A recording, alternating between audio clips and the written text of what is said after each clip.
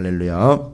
오늘도 하나님의 은혜로 인한 여러분의 감사가 넘쳐나는 복된 한날이 되시기를 주님의 이름으로 축원을 드립니다.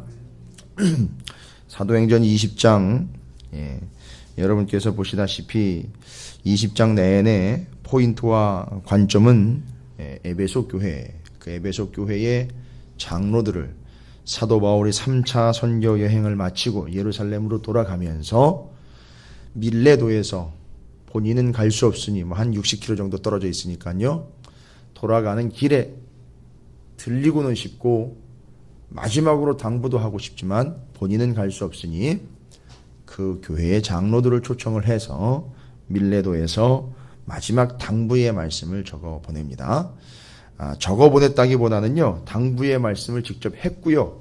지금 요 20장의 말씀은 밀레도에서 바울이 장로들, 그리고 에베소의 장로들에게 말씀을 전한 것, 당부한 것을 누가가, 그리고 사도행전 의원 누가가 기록을 한 거니까 누가가 옆에서 같이 듣고 있다가 무슨 내용을 했는지를 다 기록을 한 거예요.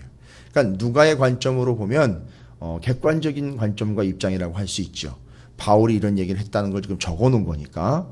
근데 바울이 무슨 얘기를 했는지 쭉 내용을 보니까 첫 번째, 나는 내가 잘났다는 게 아니요, 나는 여러분에게 내가 지나온 선교의 여정과 내 삶과 믿음을 여러분이 감히 본받을 수 있을 정도로 살아왔다라고 주님 앞에서 감히 말씀을 드리니, 여러분에게 내가 한 3년 동안 가르쳐 준 것과 보여준 것을 통해 여러분이 내 삶을 따라오시길 바랍니다.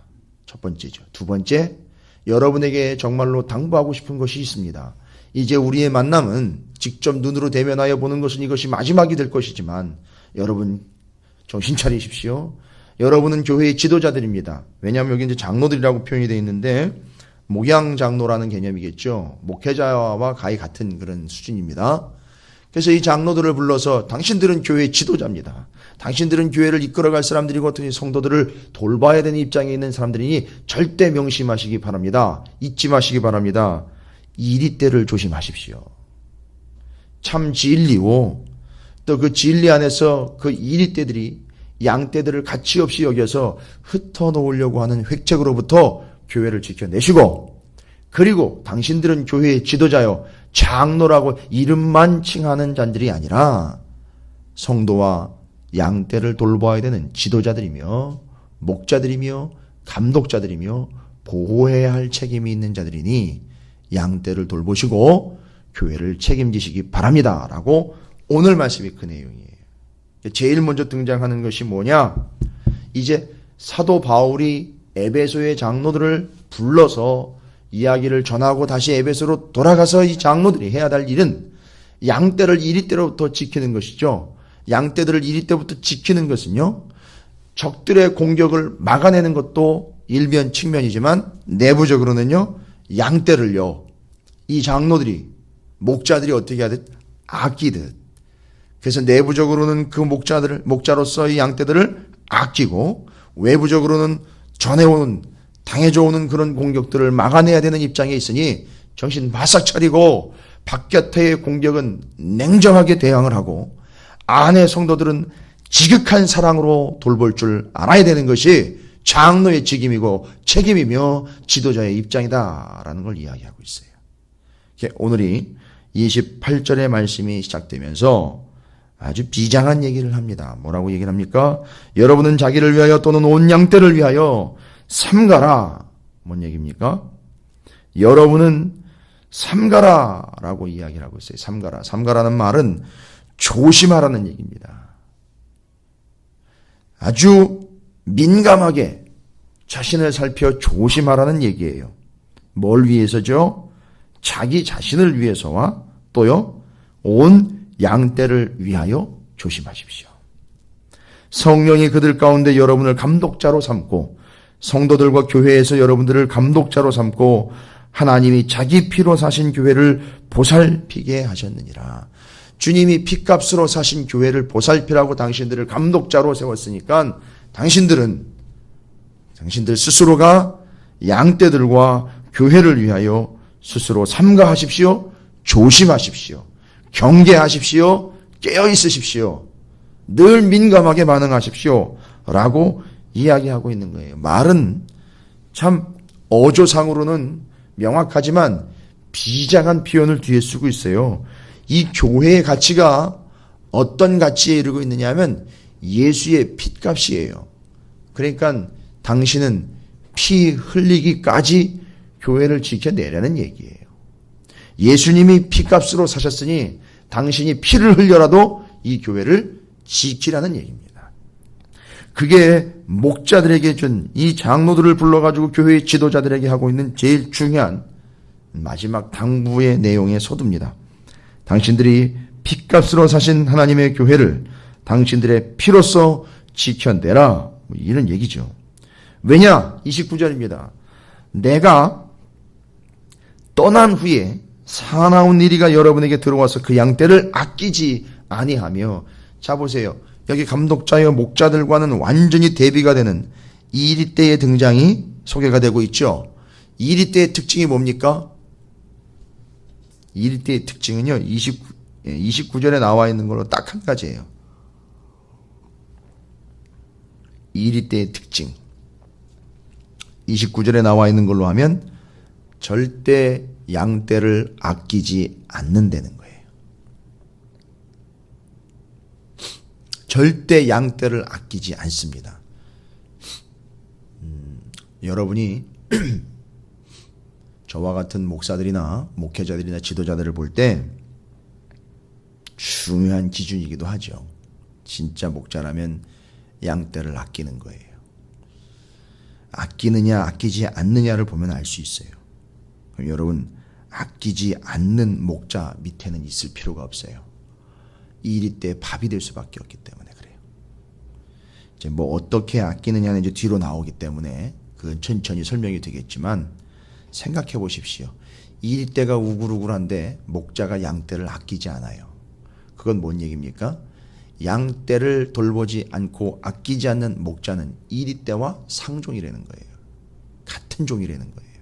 그래서 그런 목자들을 사꾼이라고 부르는 겁니다. 무슨 얘기인지 아시겠습니까? 이제 이번 주일날 민수기서 발람과 발락 이야기를 하는데 꼭 그 발람 같은 인간들이 그런 존재들이에요. 돈 받고 젊게 내주는 인간들이죠. 돈 받고 저주해달라고 이야기를 하는 거죠. 그러나 하나님은 그런 것들에 요지부동 하나님께서는 정확하고 명확하게 하나님의 백성들을 지키시고 계시죠. 그와 같은 존재들이에요. 핏값으로 산 교회를 피를 흘려 지켜낼 수 있는 바로 그런 장로들, 지도자들을 이야기하고 있습니다. 그래서 여러분들이 오늘 본문에도 보시면 아시겠지만 그 양떼를 아끼지 아니하는 사나운 이리떼가 있기 때문에 진짜 지도자여 여러분이 정말 교회의 지도자라면 사람들을 사랑하며 성도들을 사랑하며 교회를 사랑하는 존재들이라면 여러분은 여러분 스스로가 삼가하고 조심하여 하나님의 피로 사신 교회를 주님의 피로 사신 교회를 여러분들도 피로 지켜내는 존재가 되어야 된다라고 이야기하고 있습니다. 자, 이제 이 교회에 공격이 오고 있는 이 상황들을 이야기하죠. 이리떼라라고 영적인 대적자들에 대해서 이렇게 심한 표현까지 들었으면서 그들을 조심해야 하며 또 지키는 자로서 지도자로서 명분과 본분을 다하라 라고 이야기하고 있습니다. 그리고 또한 문제는 뭐예요? 30절에 여러분 중에서도 제자들을 끌어 자기를 따르게 하려고 어그러진 말을 하는 사람들이 일어날 줄을 내가 아노라. 여러분 공동체 안에서도 심지어는 이 양떼라고 일컬어지는 그 안에서도 거짓된 생각과 거짓된 사상과 자기 주장을 위하여 사람들을 몰고 다니는 이들이 있을 것이다 라는 거예요. 뭐 이게 뭐 어제 오늘 얘기입니까? 뭐 작은 교회 큰 교회 구분할 거 없습니다. 다 똑같아요. 다 내 얘기 내 주장을 펴가지고 거기서 무리를 만들어서 아주 어쩌면 그렇게 정확하게 표현을 하고 있는지 제자들을 끌어가지고 자기를 따르게 하려고요. 여러분 왜 이게 문제입니까? 제자들을 끌어서 자기를 따르게 한대요. 제자라는 표현과 자기를 따르게 한다라는 표현 이게 말도 안 되는 거예요. 이거는 여러분 이 말 자체가 어그러진 말이에요. 제자들을 끌어서 자기를 따르게 하려고 하는 자들이 있다는 거예요. 교회 안에. 그러니까 김 목사가 여러분을 제자 삼아가지고 김 목사를 따르는 자들로 만들게 해버린다는 얘기예요. 여러분 맞는 얘기 같아요?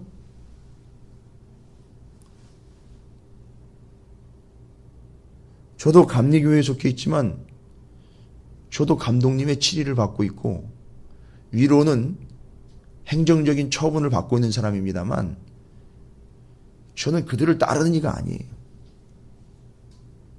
이거는 오해 없이 들으시기 바랍니다. 여러분들은 저를 따르는 이들이 아니에요. 여러분은 김성호 목사를 따르는 이들이 아닙니다. 표현상 이미 전제가 됐어요. 제자래요. 제자입니다. 누구의 제자입니까? 주님의 제자예요. 아니 그런데 어떻게 감히 주님의 제자를 자기가 자기 생각과 자기 의지, 자기 편이라는 개념으로 자기를 따르게 만드냐는 얘기입니다. 말이 안 되는 거죠. 자, 이들은 거의 이리 때와 동급이라는 거예요. 뭐 볼 여지가 없습니다. 자, 그런 자들이 또 있으니까 어떻게 하라는 거죠? 그런 자들을 조심하라 이런 얘기예요. 조심하라는 거예요.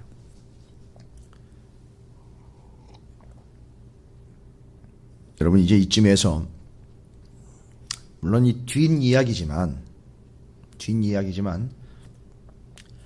사도 바울이 이 부분에 대해서 이 영적인 대적자들과 어그러진 이들을 어찌 대처해야 하는지에 대해서 이제 계속 마음에 뒀겠죠. 바울은 밀레도로 에베소의 장로들을 불러 요 몇 마디를 지금 하고 있지만 이걸로 다 해결됐다라고 생각한 게 아니에요. 자기가 떠나면 분명히 이리떼들이 덤빌 텐데 영적인 대적자들이 덤빌 텐데 이 문제를 어떻게 해결해야 되나? 그래서 잊지 않고 바울이 어떻게 했죠? 예루살렘으로 가서 잡혔죠. 잡혀서 로마로 끌려갔죠. 로마로 끌려가서 에베소서, 빌립보서, 빌레몬서, 골로새서 4권의 옥중서신을 쓰지요. 그 중에 바로 에베소서가 있었어요. 에베소서 6장 10절부터 20절까지 보면 여러분이 너무너무 잘 아는 말씀이 있어요. 전신갑주 이야기가 나와요. 그렇죠? 여러분이 그 부분을 다시 한번 읽어보면서 이 부분을 연결시키시기 바랍니다. 바울은 요 2절에 해당하는 짧은 구절의 이야기를 통해서 내가 떠나고 나면 이리떼들이 덤빌 것이고 그 안에는 주님의 제자들을 불러 자기를 따르라고 일컫는 영적인 대적자들이 생겨날 텐데 이것에 대해서 여러분은 어떻게 대처해야 됩니까? 라고 아주 일목요연하게 잘 연결이 되어 있죠. 그래서 에베소서 6장 10절부터 20절까지 영적인 싸움에 대해 대처하는 방법과 우리의 모습에 대해서 아주 소상하게 적어놓고 있는 그 부분이 결코 이 부분과 연결되지 않는다라고 이야기할 수 없을 거예요. 그걸 읽으시면서 한번 이 부분을 다시 읽어보시기 바랍니다. 잘 연결이 되실 거예요. 어제는 제가 첫사랑에 대해서 얘기 드렸죠. 첫사랑이라 하면 내가 처음 주님을 사랑한 그 첫사랑이 아니라 주님이 나를 먼저 사랑하신 그 첫사랑이라는 거예요. 그 첫사랑. 자꾸 이 첫사랑을 자기 중심으로 이야기를 하니까 계속해서 자기가 은혜 받은 첫날 얘기하는 거고. 좋아요. 다 좋습니다. 자기가 은혜 받고 자기가 은사 받고 자기가 거듭났던 첫날 다 좋아요. 그 자기 중심 말고 그렇게 된 이유가 뭐냔 말이에요. 그렇게 된 이유. 자기가 처음으로 주님을 사랑하게 된 이유는 뭡니까?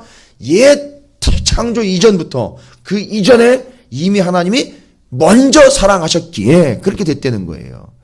그걸 첫사랑이라고 그러는 거지. 내가 이런 부족한 존재가 감히 어찌 하나님을 사랑한다고까지 이야기할 수가 있겠습니까? 얼마나 사랑할 수 있을까요? 그런 이야기가 아닙니다. 하나님이 제일 먼저 이미 세상을 창조하기 이전에 나를 먼저 사랑하신 그 사랑, 그 첫사랑을 이야기하는 겁니다. 그럼 그 첫사랑이 여겨지면은요, 우리는요, 다른 거 없죠. 그게 하나님의 은혜이고 그거에 대해서 감사할 수밖에 없다. 그래서 우리의 삶은 은혜와 감사로 넘치는 삶이 될 수밖에 없다 이거예요. 그게 첫사랑에 대한 진리입니다. 그리고 바로 그 영적인 대적자들에 대한 공격에 대해서 바울이 지침으로 준 것, 오늘 말씀 영적으로 지도자인 여러분들이 조심하십시오. 조심시키십시오. 그리고 이제 바울은 에베소서에서 이것보다 뒤에 진행된 일이지만 에베소서 6장을 통하여 영적인 대적자들, 영적인 공격자들에 대하여 우리가 어떻게 대처해야 되는지를 적어놓고 있죠. 그러면 거기 전신갑주 이야기에서 그 전신갑주 머리부터 발끝까지 갖춰야 될 여러 가지 항목들이 있죠. 이거 목사 또 거기 장로 거기 지도자들이 이거 챙겨줘야 되는 거예요. 그렇게 성도들이 갖출 수 있도록 챙겨줘야 된다는 거죠. 그걸 지금 이제 오늘 사도행전 20장 31절에 뒤로 연결을 해서 이야기를 합니다. 여러분, 그러므로 여러분이 깨어서 일어나서 깨어 있어서 내가 3년이나 밤낮 쉬지 않고 눈물로 각 사람을 훈계하던 것을 기억하시기 바랍니다. 이게 지금 어디적 얘기예요? 3차 선교여행 때 에베소에서 햇수로는 3년, 기간으로 치면 2년 정도예요. 하루에 5시간씩 두란노 성원에서 제자 훈련받고 말씀 공부하며 말씀으로 훈련받고 설교 말씀 들었던, 하나님 말씀 들었던, 배웠던 그때 바울이 어떻게 가르쳤대요? 쉬지 않고 눈물로 훈계하면서 가르쳤다는 거죠. 여러분, 남들 다 잘 때요. 시에스타라고 불리는 낮잠 자는 시간이 있었어요. 아예 그 지역에 낮엔 좀 더우니까 자는 시간에 모여가지고 피곤한데 남들 자고 좀 충전할 때 그때 비는 시간 이용해가지고 모여서 하루에 5시간씩 제자 훈련을 받은 거예요. 엄청난 시간을 들인 거죠. 엄청나게 눈물로 기도할 수밖에 없는 그런 상황들이었던 거죠. 그렇습니다. 진짜 하나님의 말씀은 쉬지 않고 눈물로 각 사람을 훈계하던 그것이 진리였다라는 걸 압니다. 그래서 32절에 그걸 얘기하는 거죠. 그때 그렇게 했던 것 기억하시죠? 그때 뭔 얘기입니까? 기억하라는 얘기는 그때 제대로 전했으니까 여러분이 지금도 기억할 거예요. 그때 받은 바 말씀 그대로 온전하게 행하시길 바랍니다. 이야기하는 거고, 지금 내가 여러분을 주와 및 그 은혜의 말씀에 부탁하노니 말이에요. 그 말씀이 여러분을 능히 든든히 세우사 거룩하게 하심을 입은 모든 자들 가운데 기업이 있게 하시리라. 중요한 건 이거네요. 이제 조심하십시오. 영적인 지도자들로서 교회를 지켜내며 성도들을 전신갑주를 입혀야 되는 입장에 있는 지도자들이 반드시 주님의 제자들을 주님의 제자 삼게 만들고 내 사람으로 만드는 것이 아니고 교회를 지켜내는 정말 중요하고도 아주 근본적인 분명한 근거는 말씀이라는 걸 이야기해 주고 있어요. 말씀이라는 걸 이야기합니다. 자, 그럼 누가 교회와 성도들을 지키는 자냐?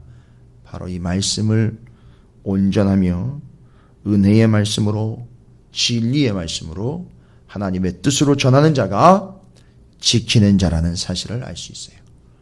여러분은 그걸 판단하시는 거예요. 나한테 잘해주느냐 안 해주느냐 이게 아니에요. 나한테 생명의 말씀을 제대로 전해주느냐 아니냐.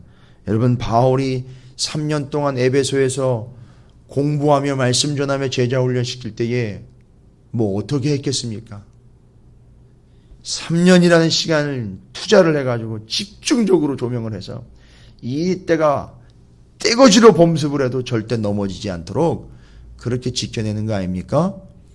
근데 실제로 그렇게 됐어요. 에베소 교회는요. 니골라당이니 이단이니 뭐 절대 발을 붙이지 못하게 되었습니다. 대단하죠. 교회가 그렇게 지켜졌어요. 문제는요, 어제도 얘기 드렸지만 요한계시록 2장에 에베소 교회가 그런 건 대단했는데, 그런 행위들이며 그 교회를 지켜내는 건 잘했는데, 문제는요, 외부에서의 공격은 차단을 시켜버렸는데 안에서 문제가 생긴 거예요. 뭐니? 첫사랑을 잃어버렸다. 이거 첫사랑을. 하나님이 너희를 사랑한 그 첫사랑을 잃어버린 결과 너희에게는 은혜도 없고 감사도 없는 삶이 되어버렸다. 이 이야기라는 거예요.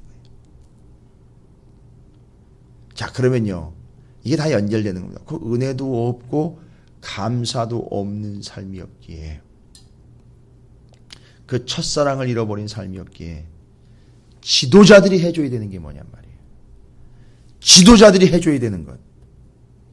외부로부터의 공격도 차단해야 되지만 이때로부터 막아줘야 되는 진리의 말씀으로 온전하게 전해줘야 되지만, 두 번째예요.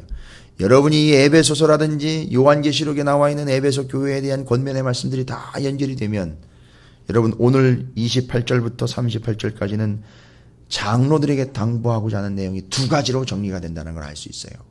첫 번째는요. 이리 때 외부로 이단으로부터 거짓 선지로부터 보호하기 위하여 뭐에 철저히 섭니까? 말씀에 철저히 서죠. 자, 그럼 말씀에 철저히 섰다는 얘기는요.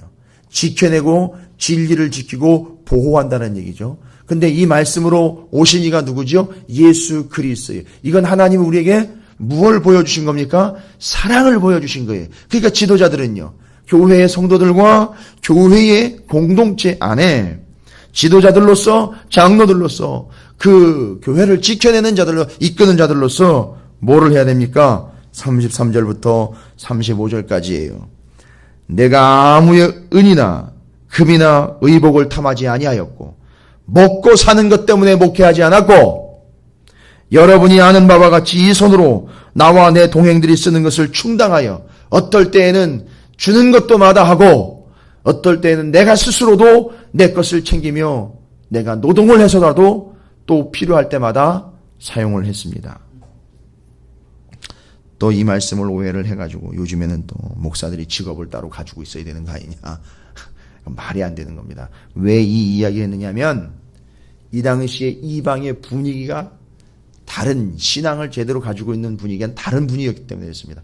혹시라도 오해를 할 수 있었기 때문에 이 부분을 바울이 언급을 한 것이지 이게 제도상으로 정착이 되어야 된다라고 시스템을 이야기한 게 아니라는 걸 아셔야 돼요. 혹시라도 처음 신앙생활을 하거나 모르는 이들이 오해를 할 수 있기에 자신의 복음의 신빙성을 위하여 자기가 어떻게 했다라는 걸 이야기하는 것이지 이 교회의 제도를 이야기한 게 아니라는 걸 아셔야 됩니다. 그 다음에 이겁니다. 35절이에요. 이게 뭐냐? 이것이 바로 범사에 여러분에게 모본을 보여준 바와 같이 수고하여 약한 사람들을 돕고 또 주 예수께서 친히 말씀하신 바 주는 것이 받는 것보다 복이 있다 하심을 기억하여야 할지니라. 자, 이게 바로 이제 중요한 겁니다. 주는 것이 받는 것보다 복이 있다. 교회의 지도자로서 장로들이 해야 할 일은 뭡니까? 물론 말씀 안에서예요. 말씀이라는 대전제가 있어요. 말씀으로 교회를 지켜내는 겁니다. 아울러 이 또한 교회와 성도들의 참 모습이고 바른 모습이에요.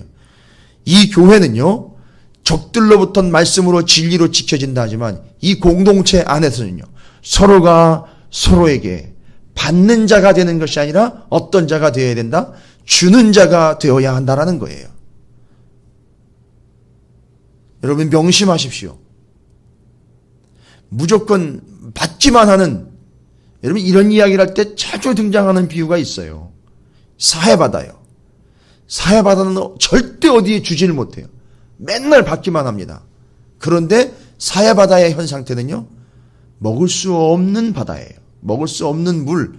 또 심지어는요. 그 주변에는 그 안에는 생물이나 식물이 풍성하게 살 수 없는 그냥 소금물인데 엄청 짠 물이죠. 어떤 사람은 거기서 소금 캐내면 되지 않습니까? 그런 얘기를 하는 게 아니잖아요. 받고 결론은요 지금 어느 누구도 받아줄 수 없는 존재가 되어버리는 그런 바다입니다. 자, 여러분께서 기억하십시오. 지도자들과 이 교회가 명심해야 되는 사실, 진리로 양떼를 이리떼로부터 지켜내야 된다. 이 안에서는요 어떻게 해야 된다? 주는 것이 받는 것보다 복되다는 원리로 그 처음 사랑을요 어떻게 하는 거죠? 형제 자매들과 나누는 거예요. 그래서 에베소서 1장 15절에 형제 사랑에 대한 이야기가 언급이 되어 있는 거예요. 그래서 우리는 서로 외부의 공격과 내부의 단결이요, 내부의 성도들이 하나가 되는 일을 위하여 주는 것이 받는 것보다 복되다는 원칙의 지도자들과 온 성도들이 서로 주는 것이 받는 것보다 복되다 하며 나누는 거예요. 사랑으로서요. 자, 이걸 사도 바울이 두 가지 원칙으로 이야기하는 겁니다. 그게 뭔 이야기인가? 35절 거기에 주는 것이 받는 것보다 복되다 하심을 지역해야 할지다. 예수님이 얘기하셨다는 거예요. 직접적으로 주는 것, 받는 것 이야기를 예수님이 하신 적이 있나 보니까 기억은 별로 없는 것 같은데 주님이 이런 취지로 얘기하신 게 다 있어요. 마태복음 10장 8절에 보니까 뭐라고 나와 있느냐면 거저 받았으니 너희도 거저 줘라 이렇게 얘기를 하고 있어요. 뭔 얘기입니까? 첫사랑으로 주님께 받았으니 내 거 줘라 이런 얘기예요. 그게 복되다는 얘기예요. 왜 복된가 봤더니만 자기를 복되게 하는 개념도 있지만 이 교회가 외부로부터의 공격도 차단되지만 교회의 내부가 하나가 되어 지켜지는 그런 복과 은혜가 있다는 거예요. 서로가. 그러니까 먼저 받은 바 사랑 그걸 나누는 거예요. 이게 없으면 나눌 수가 없어요. 주는 것이 받는 것보다 복되다는 이야기 첫사랑을 깨닫지 못하면 이것도 안 되는 거예요. 전혀 안 돼요. 첫사랑 여러분 잊지 마세요. 이 첫사랑의 대원칙입니다. 첫사랑은 우리 쪽에서 베푼 사랑 아니에요. 주님이 먼저 나를 사랑하신 사랑이에요. 그걸 내가 받았어요.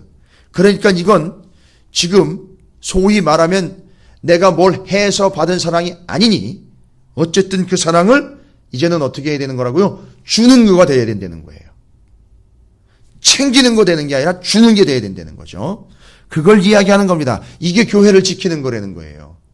외부로부터의 공격을 지키고 내부로 성도들과 하나가 되어 교회가 이루어지게 하는 것 두 가지를 이야기하는 거예요. 그러니까 여러분 보십시오. 대계명의 원칙이죠. 율법의 가장 큰 원칙 두 가지. 하나님 사랑, 이웃 사랑. 이 다 연결되면 설명되는 거예요. 이게 다 뚫리는 겁니다.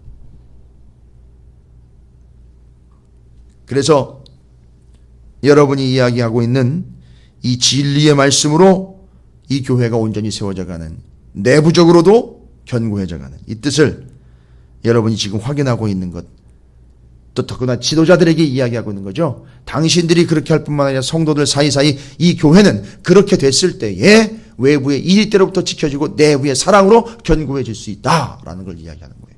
주님 오실 때까지 그거 하라는 거예요. 결론은요. 자, 바로 이것이 그 이리때로부터 지켜내는 방법이고 교회가 온전히 핏값으로 사신 교회로서 서가는 방법입니다. 특별히 우리가 기억할 것은 말씀으로 진리에 무장하는 것 잊지 마시고요. 성도 간에 서로 주는 것이 받는 것보다 복되다라는 이 대원칙을 잊지 마시고, 아마도 줄 수 있다라는 얘기는 내가 많이 있다라는 것이 아니라 줄 수 있다라는 얘기는 아마도 내가 하나님의 마음으로 그들을 돌볼 수 있는 목자적인 위치에 있는 자가 아닌가라는 거예요. 저는 줄 수 있는 위치에 있다라는 거는요, 많은 자가 아니라 이끄는 자 입장에서 그럴 수 있다라고 봐요. 왜요? 여기 줄 수 있다라는 것은 많기 때문이 아니라 알기 때문이 그렇습니다. 그러니까 유대인의 문서 중에서도 주는 것과 받는 것에 대한 이야기를 할 때 이런 이 얘기들도 전해 내려옵니다. 받을 때 손을 펴지 말고, 받을 때 손을 펴지 말고 줄 때 손을 오므리지 말라는 뜻이 있어요. 참 의미 있는 얘기죠. 받을 때 손을 펴지 말라네. 아니 받으려면 손을 펴야 되잖아요. 당연한 듯 여기지 말고, 내가 받는 걸 당연한 듯 여기지 말고 줄 때요, 아까운 듯 주지 말라는 거예요. 아니 펴서 줘야 되잖아요. 아까운 듯 주지 말라는 거예요. 주고 난 다음에 생색내지 말 것이며, 받았다고 창피할 이유 없는 것은 하나님의 첫사랑이 있으니 그 사랑을 나누는 거니, 또 염치 없이 당연한 듯 받을 것이 아니요, 겸손하게 받은 자가 또 겸손하게 줄 수 있도록 하라. 이 개념입니다. 이게 교회를 지키는 거예요. 여러분 서로가 다 이런 존재가 되시기를, 그래서 말씀으로 주의 첫사랑을 늘 깨닫고 그 받은 바 사랑을 우리가 형제와 자매들에게 나눌 수 있는 존재가 되시기를 주님의 이름으로 축복합니다. 이미 주는 자에게는 더 큰 복이 있다라고 이야기하죠.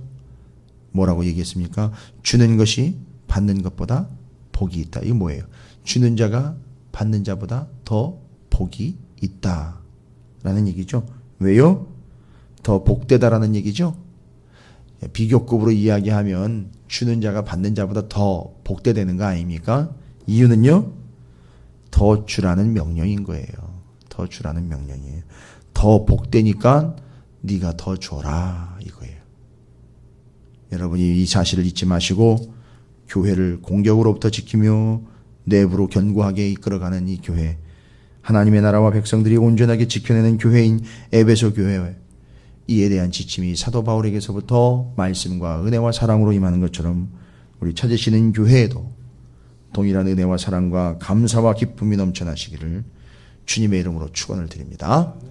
오늘 말씀을 기억하면서 여러분, 특히 오늘은 여러분이 바로 그런 존재로서 이 교회를 영적으로 이끌어가는 존재가 되어 하나님의 사랑을 받은 바로서 나누고 주는 자가 되어 하나님의 교회인 이 찾으시는 교회가 말씀과 사랑으로 온전해지고 견고해지고 또 세상 끝날까지 예수 그리스도의 생명과 복음으로 뜨끈뜨끈한 교회가 되게 해달라고, 무릎을 꿇고 모든 사람들이 함께 기도하는 그런 교회 되게 해달라고, 특별히 오늘 우리 찾으시는 교회를 위해서 여러분이 꼭 기도해 주시기를 주님의 이름으로 부탁을 드립니다.